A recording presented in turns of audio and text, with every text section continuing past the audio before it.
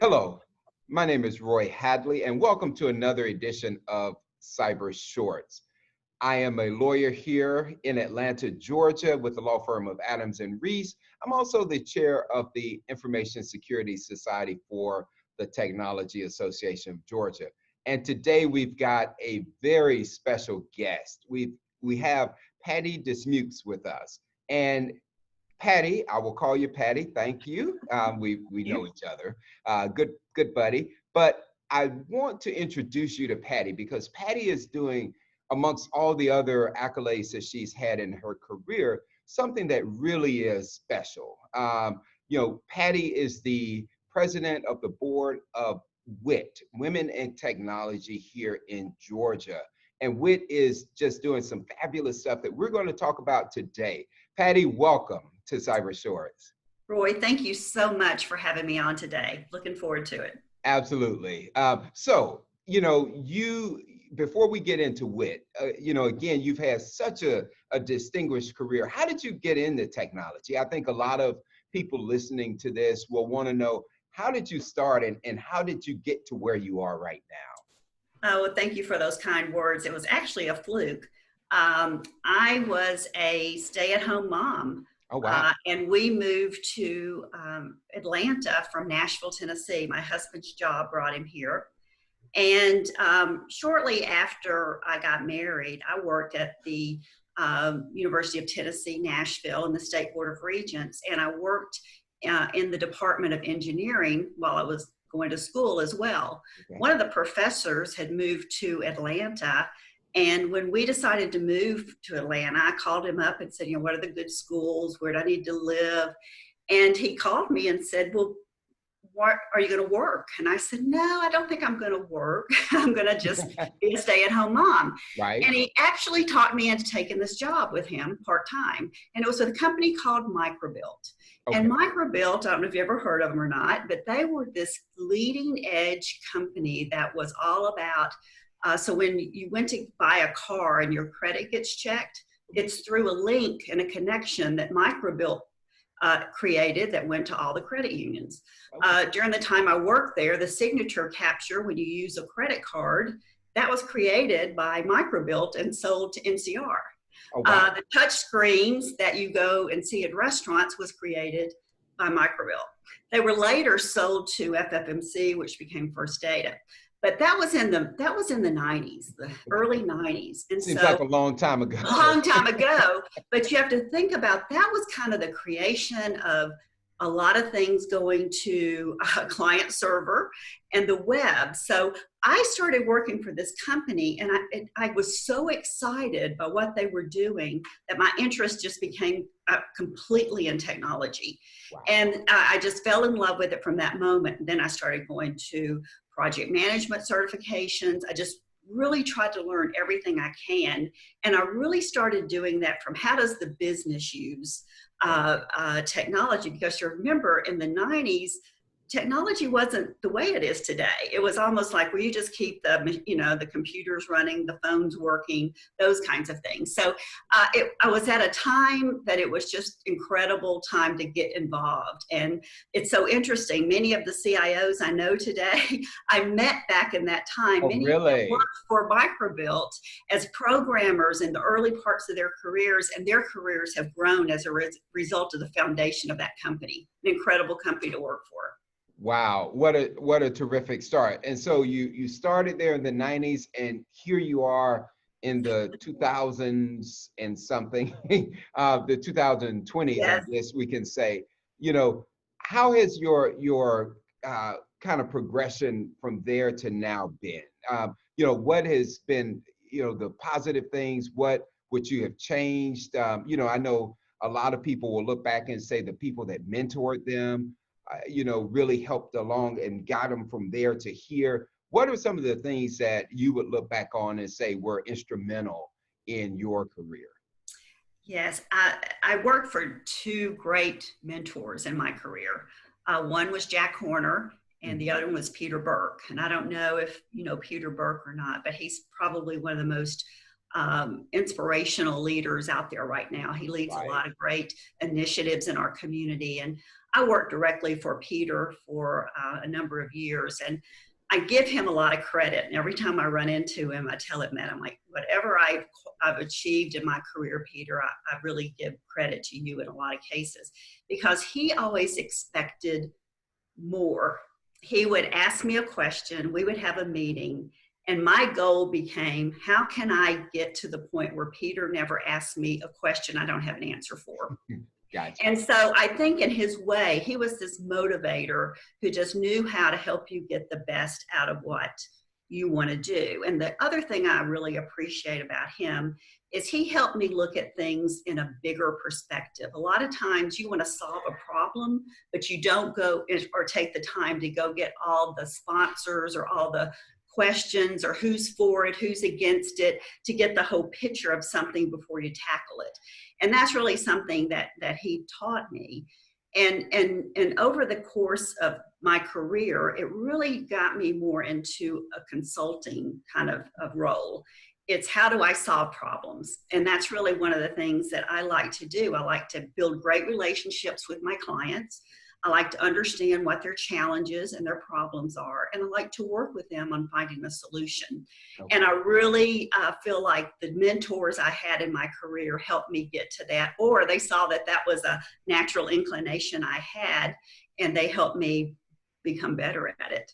Okay, fantastic. So, that's a great pivot into WIT, because the ability or the desire to solve problems. And, I think everybody can agree that one of the things, a big problem in today's kind of tech world, is you don't have enough females involved. And that goes all the way from, elementary school, all the way through, CIOs and CISOs and high level people in companies. So, talk to me about WIT, because it sounds like that's a perfect role for you to help solve that problem, of bringing more females, women into the technology areas and really putting, a different spin on it. So how did you get involved in WIT, and kind of what do you see that world looking like right now? Well, WIT is a passion. It's just an organization that I've been involved with since the beginning. It's 28 years old now. Okay. And over the course of those 28 years, it's really been about women helping women. So 28 years ago when we started it, it was really because we didn't see leaders inside companies that look like us. Right. So in other words, we didn't see female CIOs, we didn't see female vice presidents. And so how are we going to coach and mentor each other? And it really started out that way. Over time, we realized that to get more women involved in STEAM, which is science, technology, engineering, arts, and math, it really has to start the elementary and middle school. So we've begun to create programs that begin in the middle school and then go all the way through what we call the boardroom. So WIT supports girls and women from the classroom to the boardroom. Okay. And I'm so proud of the programs we have in place to really support every level along the way. The program I'm the most proud of right now is one we're just starting. It's called our Single Mothers Program. Okay. And what we did this year is we looked out at the job market and said, where is the greatest need? Because WIT's all about helping women prepare themselves for great careers. If you take a career in technology, you're going to work for the rest of your life, because there's always going to be a need for that. And we saw such a need in the security area, especially with everyone working from home now, especially. But everything we do, there's online network security is just such a need. But we're just not seeing a lot of women go into that field right now. And so we talked to Emory University, which has an incredible security certification program. And we really looked at it and said, if someone gets this certification, will they be able to get a job pretty quickly and easily? And the answer was yes. And then we tested it with companies in our community who also validated. So we decided to select 21 young women who are underserved, single mothers. And we've built this with foundation money. So we've had two companies, foundation money, AT&T and Home Depot, to get it started.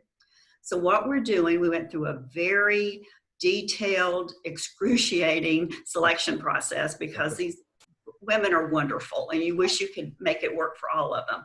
But we selected 21. And so it's a community effort. So I just have to tell the story of how this is coming together. Okay. So AT&T and Honeywell gave us the foundation money to get it started that ultimately pays for the courses at Emory.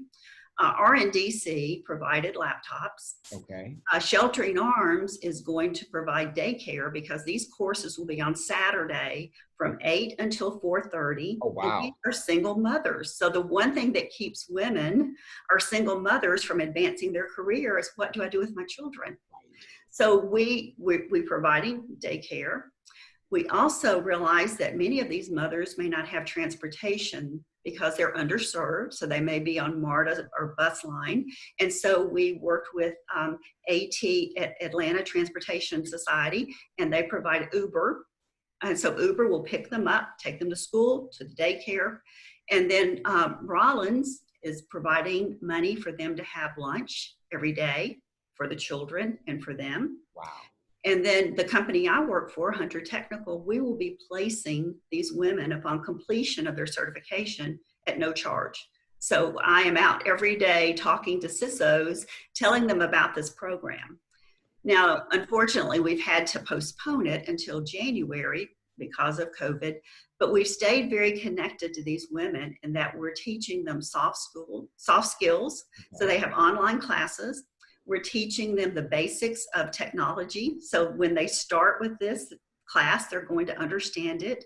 And then, we're also teaching them things like how to manage a budget, how to live a, debt-free life, how to save.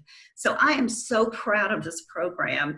And I just want to thank you for letting me share it, because that to me is just the best program we've come up with in a long time. I mean, that is fabulous. And it just, how you can bring together all those groups and organizations to really, kind of bring together a comprehensive program is really amazing. Now, it sounds like these ladies did not have to have like prior technical experience to be a part of this. They have to have some level of competency, okay. And that was part of the interview process and the testing. So they passed that, but we felt like we wanted to give them every possible angle to be successful, right? And so it's not that we just want to let them get a certification. We want them to be successful, and we're going to help them find a job. And so it's just not one thing we're doing for them, it's many things, because then we can feel, of course, they've got to do their part in it as well. But you're not going to meet 21 more eager, more wonderful women ever. And it's like they don't want a handout, they want a hand up. And that's what we're going to do for them. And the companies that hire them are going to be very, very proud of the skills and the talent they're getting. Wow, fantastic. So, I mean, that is amazing. We're going to come back to WIT here in a second, but one of the things we do here is learn a little bit more about you. So if you weren't doing what you're doing now, passion, I get it. But if you weren't doing that, or you couldn't do it, what would you be doing? I would be a gardener, by the way, growing tomatoes somewhere. I write a book. I like to write. So I think I would be a writer. I think that's one of the things I think I would. I probably will do that in my retirement. Whenever that is. Whenever that is. For some reason, I think your work with WIT is going to go on, for a while now. Yeah. All right. So, favorite movie. What's the favorite movie? You're gonna laugh when I say this. It's still Magnolias. Oh. And I have to tell you, I have two sisters and I have daughters, and we've all watched that movie so many times. We actually repeat lines back to each other because it's about family, and it's about friendship, and it's about strong women.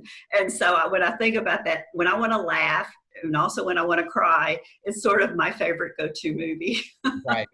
I can see that. It is a great movie, and like you said, those themes that it has in it are really strong themes. And I think right now in particular, with the whole COVID situation and how everything's in such a flux, kind of gravitating back towards those foundational themes is very important. So cyber shorts are generally short. We try to keep them short so that, you know, they don't impinge too much on people's days. But gravitating back towards WIT, women in technology, if someone wanted to get involved, if someone wanted to help, either on a personal level or a corporate level, one, how would they do that? And then two, what are some of the things that you need, you know, to help the program be, you know, kind of strong? What are some of the things that you're looking for, and how would somebody get involved? Well, thank you so much for that. First of all, I want to be sure that I recognize Penny Collins. She is the president and CEO and runs the day-to-day of our program. And we were so lucky to get her. She's in her second year. She actually was in the C-suite at First Data. So we have someone who really understands technology, who is just an incredible woman in her own right. First thing I'd say, go to mywit.org, www.mywit.org. We have an incredible new website that talks all about our programs, our events, the different things we provide. WIT was built on volunteers. So we didn't have any staff hired until just a very few years ago. It was all volunteer driven for many, many years. And so we still rely a lot on volunteers. So if you want to be a mentor, if you want to help with a particular program, whatever your passion is, if it's with girls, with college level, if it's with single mothers, if it's with YoPro, which is, we just started a program that goes between college and their first job, if it's more about forums, whatever it is, and you choose what your passion is.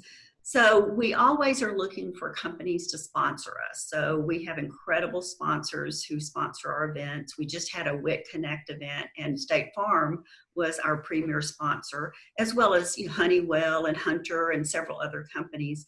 But we rely on our sponsors for a lot of things. Number one, they have a voice into what we do in our programs because they're who we serve, right? They're the community. They're the ones who want to hire more women or advance women. So we listen very closely to our sponsors.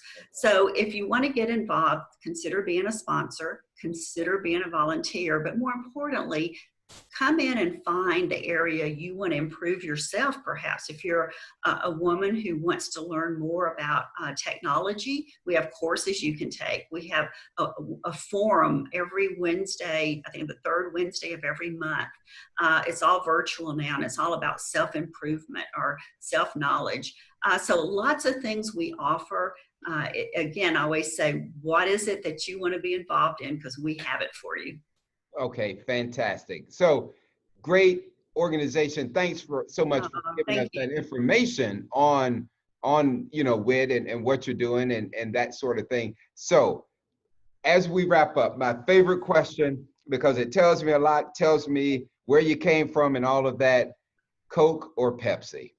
Coca-Cola all the way. There you go. There you go. Patti, it has been a great you know, time catching up with you, learning more about you, learning more about WIT.